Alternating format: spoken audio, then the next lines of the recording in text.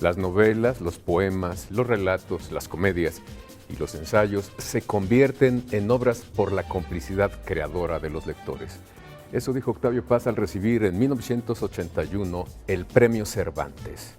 En este sentido, dijo el poeta, la libertad debe encarnar y enfrentarse a otra conciencia y a otra voluntad. El otro es, simultáneamente, el límite y la fuente de nuestra libertad. Estamos en San Ildefonso, alma mater del poeta, a 25 años de su muerte. Y precisamente Octavio Paz es sin duda uno de los poetas entre los mejores de todos los tiempos. Es un autor esencial para entender el siglo XX y no escatimaríamos entender el ser mexicanos. Y precisamente en este programa platicaremos con el maestro Eduardo Vázquez, quien es director de aquí de San Ildefonso, y de la subsecretaria, y también platicaremos con la subsecretaria Marina Núñez, para platicar de la obra y el legado de Octavio Paz, que hay que decir, tú lo conociste y estuviste muy cerca de él, Javier. Pues sí, trabajé con él, estuve con él hasta sus últimos días, casi, pero lo interesante en este caso es que vamos a escuchar también el cómo lo recuerda la maravillosa Astrid Haddad a partir de algunos de sus poemas, y les vamos a compartir también las voces de algunos de sus amigos, algo de lo que dijeron de él Juan Goytisolo, Elena Poniatowska y Tomás Segovia. Así es, Javier, y también es importante comentarles que tendremos a lo largo del programa una pieza con Óscar Helguera, en donde nos presenta la idiosincrasia del mexicano en la obra de Octavio Paz y, por supuesto, la historia detrás de los discos visuales de Octavio Paz y Vicente Rojo, que precisamente se conservan aquí en San Ildefonso. Así es que la invitación está hecha. Comenzamos con la X en la frente.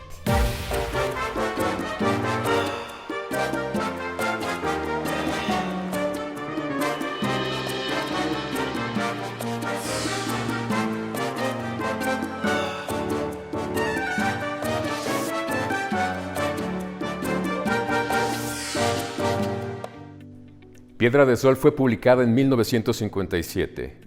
Se tiraron 300 ejemplares y Ramón Xirau escribió que si el arco y la lira es la suma del pensamiento de Octavio Paz, Piedra de Sol es la suma de su poesía. Para José Emilio Pacheco, Piedra de Sol fue la obra maestra de Paz. Allí están el tiempo y la memoria, la transparencia del verso y su sonoridad. El amor, la escritura, la historia, la democracia, la falsa aspiración de algunos y la desilusión de muchos. En una carta a Tomás Segovia, Paz le confiesa que Piedra de Sol es lo que está después de sus experiencias surrealistas y simultáneamente lo que va al encuentro del surrealismo. Y añade que los primeros versos los escuchó dentro de sí, en endecasílabos, un mediodía cuando viajaba en taxi. Otra potencia que interviene en la escritura del poema fue la memoria. La memoria es el origen de la poesía. Por ser obra de la memoria, Piedra de Sol es una larga frase circular que empieza donde termina. Sus 584 endecasílabos perfectos aún resuenan en la rueca de la historia. Un sauce de cristal, un chopo de agua, un alto surtidor que el viento arquea, un árbol bien plantado, más danzante.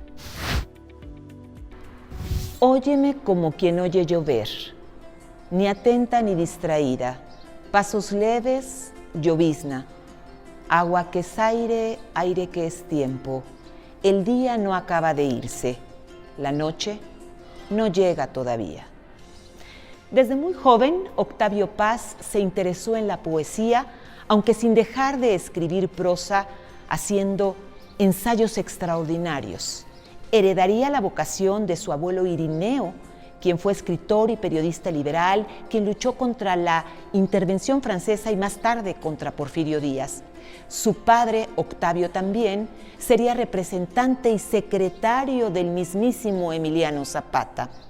Así, Octavio Paz nació y creció con los ideales de la Revolución Mexicana, de la cual diría muchos años más tarde, como una cosa positiva de este periodo que permitió el florecimiento de la cultura. ya que de repente aparece el arte popular, la pintura, la novela realista, y los mexicanos redescubren el presente y a su país. Y estamos con el poeta Eduardo Vázquez, que es también director de San Ildefonso, del Museo de San Ildefonso. Eduardo, ¿qué pasa con Octavio Paz? Pasaron ya 25 años de su muerte, pero digamos, ¿qué presencia tiene entre los jóvenes? ¿Ustedes qué están haciendo?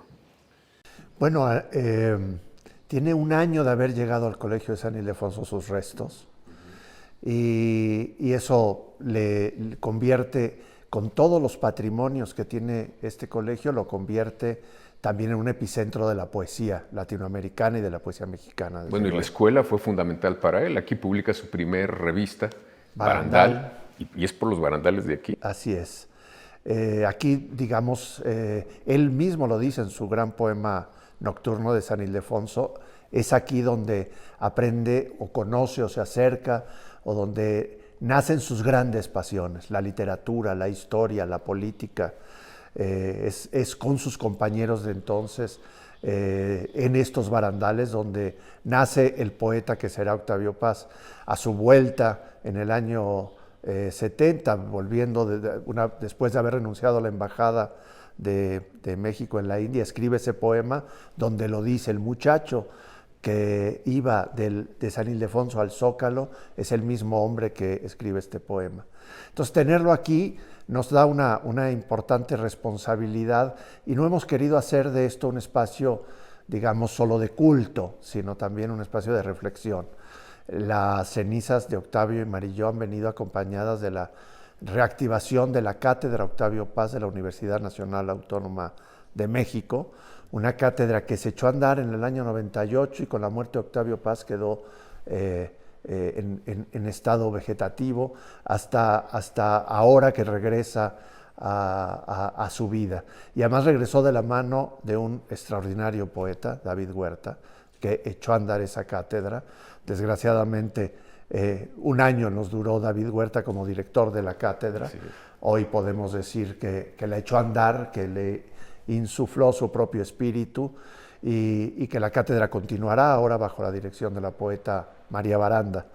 De manera que lo que queremos es que sí, las cenizas estén aquí, que eso nos permita recordarlo, pero sobre todo volver a ejercer el espíritu crítico,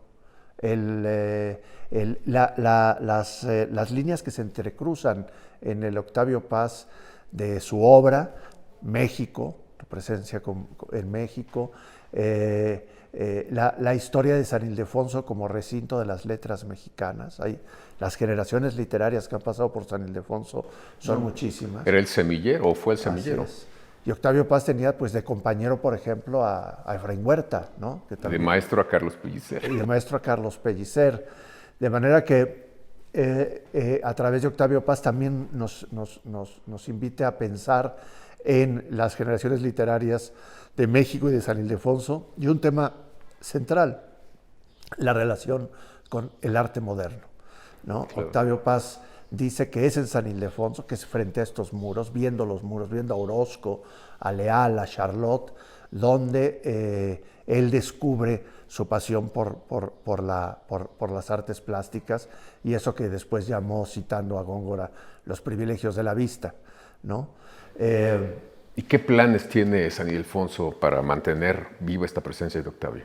Bueno, la cátedra tiene un programa de estudios muy amplio y diverso, pero fundamentalmente en lo que viene de ahora en adelante, y eso lo vamos a ver el mismo 31 que celebraremos el nacimiento del poeta, es poner a dialogar a las jóvenes voces de la poesía mexicana. Estamos hablando de aquellos que rondan los 30 para arriba o para abajo, con la poesía de Octavio Paz. Creo que hay una deuda grande ahí.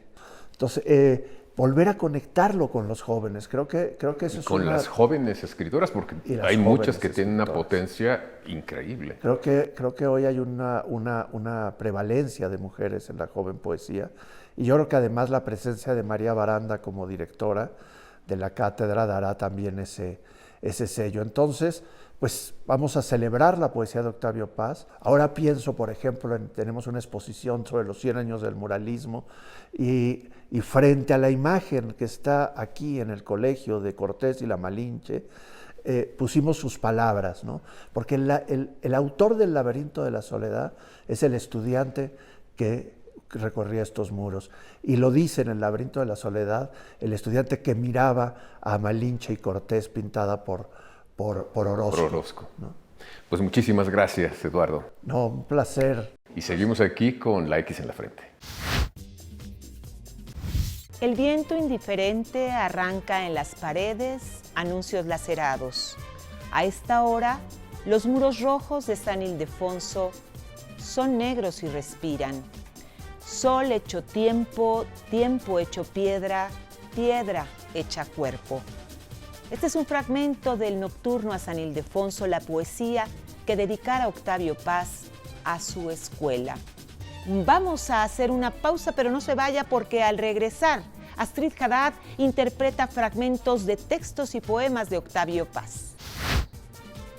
Es un gran poeta. A mí me gusta en tres momentos distintos, o en dos tal vez. El primero, cuando Octavio escribe sus primeros poemas breves, que me parecen muy hermosos.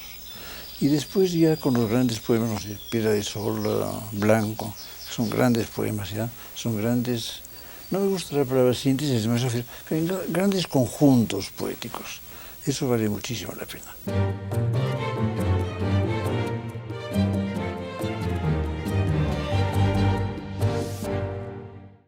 Era un creador auténtico, tanto en el terreno de la poesía como en el del ensayo, y su obra será de permanente actualidad. Cada vez que vuelvo a ella, pues encuentro la misma frescura, la misma novedad de la vez en que la leí hace ya bastantes años. Octavio Paz ocupaba la Embajada de México en la India cuando en 1968 se suscitó la matanza de Tlatelolco durante el gobierno de Díaz Ordaz. Paz renunció al cargo y se desmarcó del Estado mexicano. Sin embargo, esta crisis le puso a reflexionar y a escribir para ofrecernos uno de sus increíbles ensayos, en especial El laberinto de la soledad, en el cual Octavio Paz analiza los porqués del pasado y del presente que nos hacen ser a los mexicanos como somos. Y bueno, precisamente sobre la idiosincrasia del mexicano bajo la lupa y la pluma de Octavio Paz es el reportaje que nos ofrece nuestro compañero Óscar Helguera. El laberinto de la soledad es el reflejo de las preocupaciones de Octavio Paz sobre la psicología y la moral del mexicano, un reflejo de su presente y probablemente de su futuro, a raíz de su pasado. Sobre el laberinto de la soledad decía Octavio Paz que había una pregunta casi imposible de contestar o que provoca respuestas innumerables y contradictorias y que cada una niega las otras. Hablaba de la pregunta que nos hacemos sobre nosotros mismos. ¿Quién soy yo? ¿Quiénes somos nosotros? ¿Qué significa ser inglés, francés, persa, argentino? ¿Qué quiere decir ser mexicano? Y ante esa pregunta hecha 1000 veces, ¿qué es el laberinto de la soledad? ¿Cuál es su género? ¿Cuál es su intención? Mi libro no es un tratado de sociología, ni es un tratado de psicología. ¿Qué es entonces? Es una confesión, o mejor, una declaración. Y ahora vamos con Astrid Haddad en Novedad de la Patria. Madrid, 1937. En la Plaza del Ángel, las mujeres cosían y cantaban con sus hijos. Después sonó la alarma y hubo gritos. Casas arrodilladas en el polvo, torres hendidas, frentes escupidas y el huracán de los motores fijo. Los dos se desnudaron y se amaron por defender nuestra porción eterna, nuestra ración de tiempo y paraíso, tocar nuestra raíz y recobrarnos. Recobrar nuestra herencia arrebatada por ladrones de vida hace 1000 siglos. Los dos se desnudaron y besaron, porque las desnudeces enlazadas saltan el tiempo y son invulnerables. Nada las toca, vuelven al principio. No hay tú ni yo, mañana, ayer, ni nombres. Verdad de dos en solo un cuerpo y alma, o ser total. Nunca la vida es nuestra, es de los otros. La vida no es de nadie, todos somos la vida, pan de sol para los otros todos que nosotros somos. Soy otro cuando soy, los actos míos son más míos y son también de todos.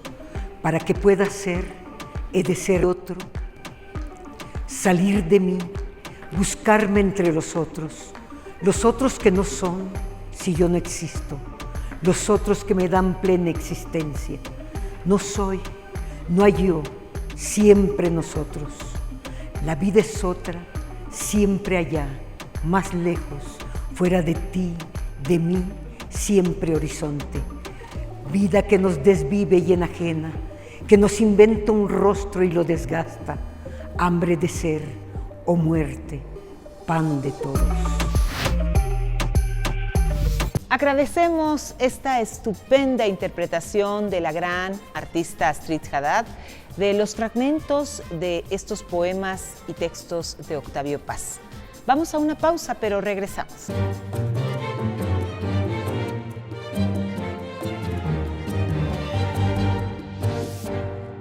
Uno de los primeros artículos que me pidió que hiciera para la revista Vuelta fue un artículo muy extenso, un reportaje y una investigación sobre el aborto.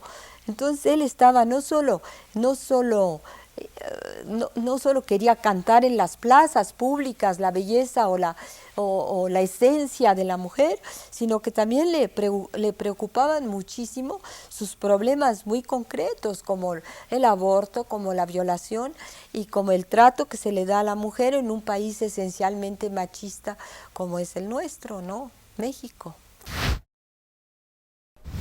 Marina Núñez Vespalova, tú eres una lectora voraz, eres filóloga, pero también eres funcionaria pública y se puede decir que en los últimos tiempos Octavio Paz no te ha dejado en paz. Se cumplen 25 años sin él y tú convives con su obra, con su legado de manera constante.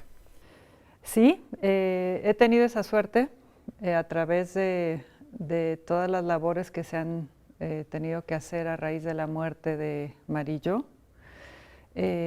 Nos juntamos, como tú ya sabes, una serie de instituciones por el gran interés que conlleva esta figura, nuestro único premio Nobel, uno de los más grandes poetas que ha dado el mundo entero, además, más allá de América Latina, de pensadores. Y pues toda la heredad de Octavio Paz nos vino a partir de la muerte de su esposa. Las instituciones que estamos alrededor de todo ese patrimonio heredado, somos obviamente pues, la máxima autoridad cultural, que es la Secretaría de Cultura Federal, el Gobierno de la Ciudad de México, por una cuestión legal, y sobre todo el DIF de la Ciudad de México, que en estos casos, cuando hay muerte por intestado y ocurre en la entidad federativa, pues todo el legado se va hacia esa institución. Pero finalmente, por el gran interés cultural que tiene, pues no podíamos dejar de estar las instituciones culturales y ahí estamos dando seguimiento a todo eso, tratando de ordenarlo, de catalogarlo y de hacer todo lo posible para ponerlo a disposición ya de la gente, del público. Había la idea de que se fuera parte del archivo, el archivo o la biblioteca al Colegio Nacional. Sí, seguimos con esa idea. Es algo que se tiene que ratificar en cuanto se cierre el proceso judicial. Se habló de la voluntad de respetar eso. Se dice mucho que está en el testamento de Octavio Paz, en efecto ahí está. Dice que se da en comodato, es una figura parecida a comodato, que ahora no recuerdo, dación o comodato al Colegio Nacional, pero el dueño sigue siendo el dueño, ¿no? En ese caso, él cuando escribió el archivo, pues era su esposa. Lo que pasa es que Marilló no pasó ese archivo nunca y entonces ella muere sin un testamento y ahora realmente lo que nos rige es el deseo del nuevo albacea, del nuevo heredero universal, que es la institución pública.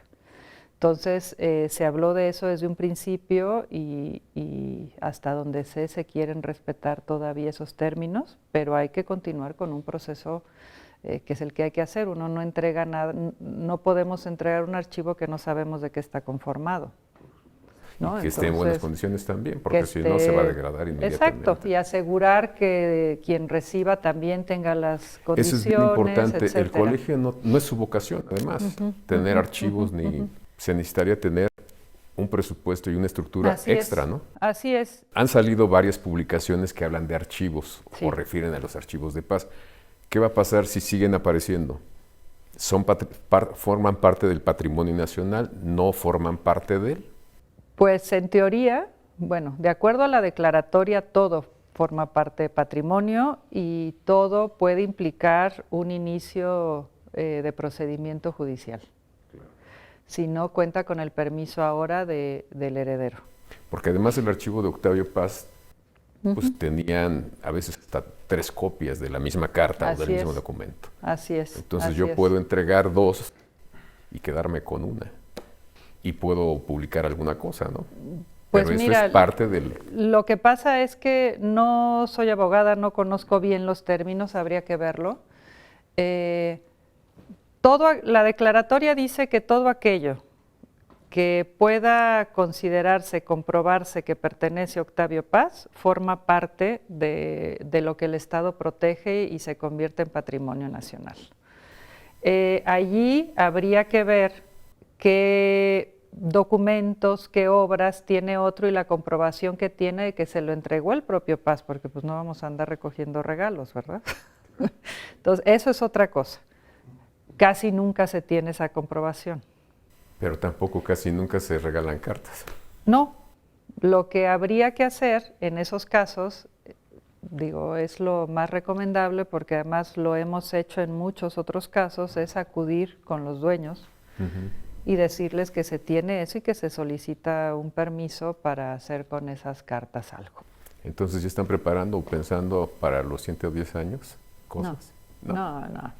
No, estamos tratando, estoy poniéndomelo como meta para llegar con algo ya muy cerrado, trabajado, lo que haya que entregarse, pues entregado, si es el caso, ¿no?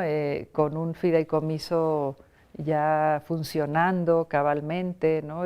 Con un programa, porque para que esto no quede en voluntades de quienes hemos estado involucrados en esto desde un principio, ¿no? Y pues cuando uno termina viendo todo lo que hay en este proceso, pues también acabas formando parte de él de alguna manera. Yo quiero decir que todos los trabajadores que estuvieron ahí, desde el que nos ayudaba a quitar algunos clavos para pasar, el que recogía algunas prendas para ponerlas en bolsas y que se mandaban a tintorería, hasta el más refinado que trabajaba el papel, todos acabaron siendo lectores de Paz. Fíjate qué maravilla. Entonces, es una maravilla, se acabó haciendo una comunidad paziana muy interesante, muy comprometida, y eso ha hecho que traten con profundo respeto lo que les cayó en las manos, ¿no? Entonces, pero eso es algo muy subjetivo, nosotros vamos a retirar en algún momento de todo eso, entonces sí tiene que quedar bien ya a nivel institución, formal, y con reglas todo lo que se está trabajando y dejando. Pues sí, pues algo más que nos quieras compartir, Marina. Pues nada, decirles que la Perulera va a ser el espacio, los invitamos a conocerla, va a ser el espacio donde se va a comenzar a ver todo el patrimonio Paz, de ella y de él, porque la figura de ella aquí es, digo, el mismo Paz lo dijo y muchos que han trabajado o que han hablado del poeta lo saben, era una de las patas de su mesa, era su musa, y fue la que finalmente cargó con la responsabilidad de preservar el legado de su marido durante los años que le sobrevivió. y nosotros no podemos hacer menos. Entonces, esto también es un homenaje a Marilló, ¿no? Que hizo lo que pudo hacer.